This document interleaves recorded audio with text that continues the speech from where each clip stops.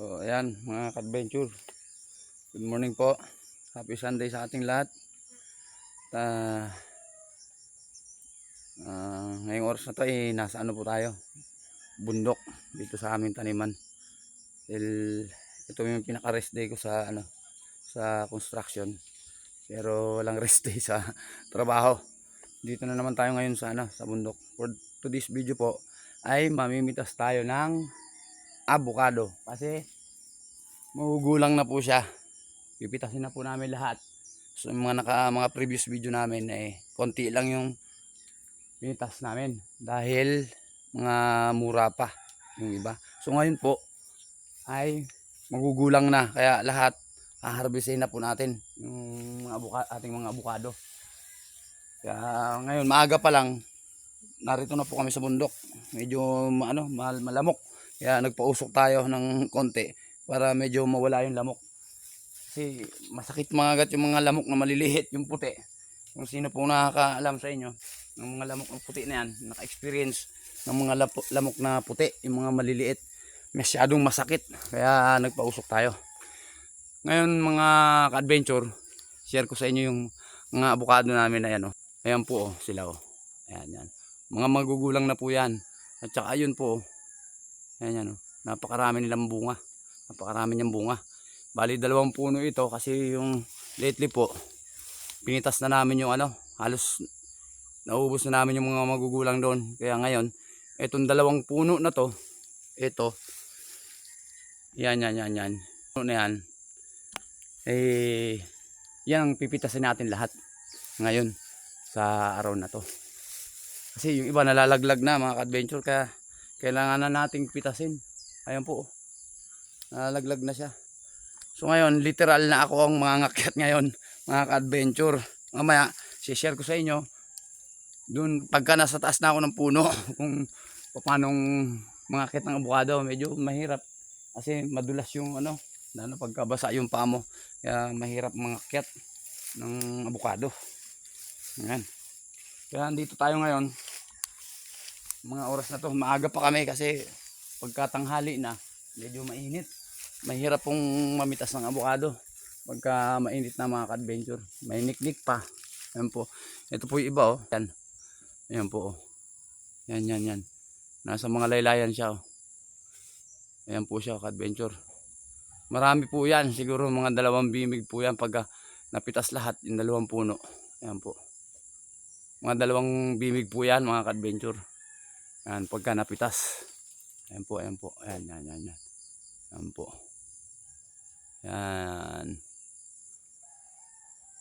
mga adventure. Yan po siya. Medyo marami talaga yan. Mga 2 bimig po kasi yan mga ka-adventure. Ayan 2 bimig po yan. So kailangan na nating pitasin kasi sayang naman malalaglag. Medyo madamo na rin yung ibang mga pananim ko. Hindi ko hindi ko pa natabasan. So ngayon, pagka may pagkakataon at may oras pa, hindi pa tayo pagod sa pag-akyat ng avocado, mamimitas tayo. Magtatabas tayo, maglilinis. Ito kagaya po nito. Ito po yung aking tanim na lansones. Ayan po. Malaki na po yan. Lansones, pero siguro medyo matagal-tagal pa to bago mamunga. Yung apo ko na siguro ang may kinabang nito. Pero at least meron na tayong itinanim. Ayan po. Lansones at saka guyabano. Ayan po. Namumunga na rin po yung ibang guyabano natin dito. Ayan. May bunga na po siya mga ka-adventure. Tapos, bali tatlo po kasi yung nabuhay na lansones na tanim ko. Dati po kasi marami yan. Medyo napabayaan nun. Natalo ng mga damo. Kaya yun namatay. 3 na lang po yung natitira ngayon. Pero naman po masaya dahil kahit papano may natira pa siyang 3 piraso. Ayan. Tsaka medyo malalaki na siya. Ayan siya mga ka-adventure. Ayan po. Ayan. 3 lansones na lang po yung natitira. Ayan po. Ayan. Lansones po yan. Tapos ayan po. Kung napapansin nyo po yan puno na yan. Mga rambutan po yan. Ayan po, may bunga na yan mga ka-adventure. Ayan po, may mga bunga na po yan. Rambutan na yan. Yan po yung bunga ng pagsisikap at pagtsatsaga sa pagtatanim sa bundok pagka wala pong trabaho sa construction mga ka-adventure. Ayan po, may bunga na yung aming rambutan. Ayan, ayan. Ayan po mga ka-adventure. Ayan po. May mga bunga na po yan. Kasi kasabay din po yan sa ibang tanim ko na mga rambutan. Kaya nagbubunga na po yan. Doon po sa baba, mayroon pa po akong tanim na rambutan na nagbubunga na ngayon. Yan po yung mga tinanim ko. Matagal na panahon na rin. Siguro mga 7 years o 6 years na ngayon. Magmula nang itanim ko yan. Kaya ngayon, namumunga na siya mga ka-adventure. Masarap sa pakiramdam. At saka nakakatuwa kasi nakikita mo yung pinaghirapan mo na namumunga na. Talagang ako po'y patuloy na nagsisikap kahit na araw ng pahinga ko o kahit na araw ng linggo, kailangan natin talagang magsikap. Walang bahala na ang Panginoon. Siya lang nakakaalam. Basta tayo magsikap. Meron tayong mga pangarap. Kagaya po ngayon, yan, linggo, kahit na rest day natin, hindi natin iniisip yung napapagod tayo o basta ang iniisip natin para meron tayong sa pamilya natin. Tuloy tayo nagsisikap para sa kanila. Ayan, ito mga adventure, sineshare ko naman sa inyo. Ito po, langka na to, yung mga kasabay po ng mga tanim na mga ng mga guyabano na namumunga na. Ang guyabano po kasi mas naunang namumunga kaysa sa langka. Medyo yung langka buwibilang pa ng taon bago mamunga. At saka yung mga abukado. Meron naman na abukado na maagang magbunga. Pero yung iba naman talagang matagal na nagbubunga. Ito po kasi matagal na ito. Matagal na panahon na to. Bali ito. Minana pa ng aking asawa sa aking biyanan na taniman. Pwesto dito sa aggregate. Kaya asawa ng Diyos. Ito kahit pa paano napakinabangan namin. Malaking tulong sa pang-araw-araw. Pangtustos sa pamilya. Ayan po. Minsan pagka wala po ako talagang trabaho sa construction, andito po kami sa bundok para magtanim o maglinis ng mga puno na to. Para pagdating, ayan po, nakakatuwa talaga. Nakakatuwa po talaga siyang pagmasdan kasi napakaraming bunga.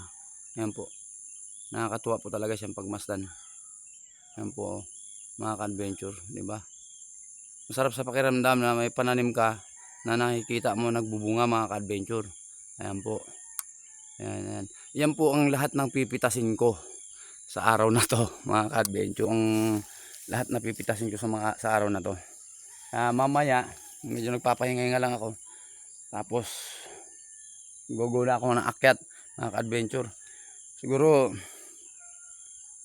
sa mga next video ko, doon ko na lang po share sa inyo yung actual na pag-akyat ko sa puno ng avocado para makita nyo naman kung kahit paano hindi nyo man na-experience, makikita nyo kung paano gaano kahirap umakyat sa puno.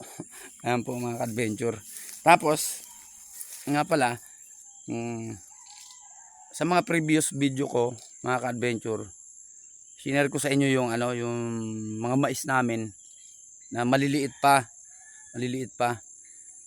So ngayon po nakakatuwa kasi medyo na siya, malalaki na.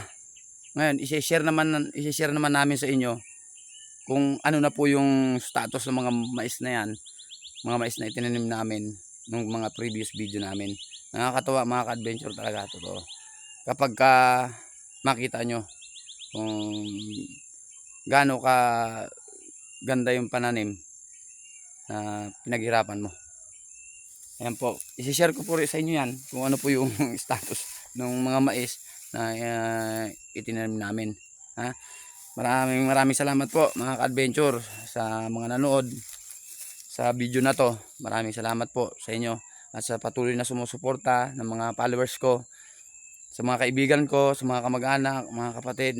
Sana po ay patuloy niyo po akong suportahan sa aking mga content na ginagawa at sa mga videos na aking ginagawa. So maraming salamat po sa inyo. Salamat po sa panonood. Happy Sunday po.